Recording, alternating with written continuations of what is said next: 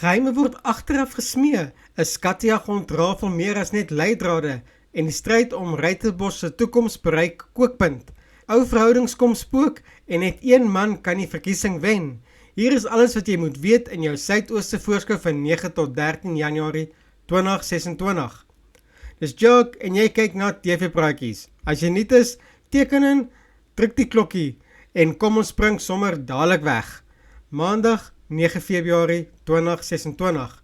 Bianca en Bridget smee planne agter Sia se rug, terwyl Oliver probeer om Wade te oortuig. Kate verras almal wanneer sy iets impulsiefs doen. Dinsdag 10 Februarie 2026. Zoe kry nie 'n belangrike transaksie afgehandel nie. Rian en Kate ontdek iets onverwags in die tuin, terwyl Frankie glo sy weet wie agter die debat fiasco sit. Woensdag 11 Februarie 2026. Die spanning tussen Sia en Azim loop oor net voor die verkiesing. Kate is opgewonde oor haar skattejag en neem Rian saam.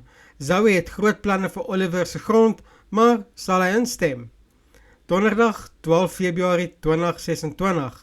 Kate se skattejag lei tot nog 'n leidraad en Sia dink hy het genoeg gedoen om die verkiesing te wen. Of het Nazim nog 'n laaste troefkaart in sy mou? Vrydag 13 Februarie 2026. Oliver voel aangetrokke tot Zoe, maar hoor dat sy en Wade vroeër 'n item was. Die skattejagter se volharding word tot die uiterste beproef en dis stemdag in Ruyterbos. Wie gaan wen? Sia of Nazim? Dis 'n week vol onthullings, spannings en groot besluite in Ruyterbos. Gaan Sia se planne hou of het Nazim nog 'n laaste skok in sy mou? En wat wag werklik aan die einde van Kate se skattejag?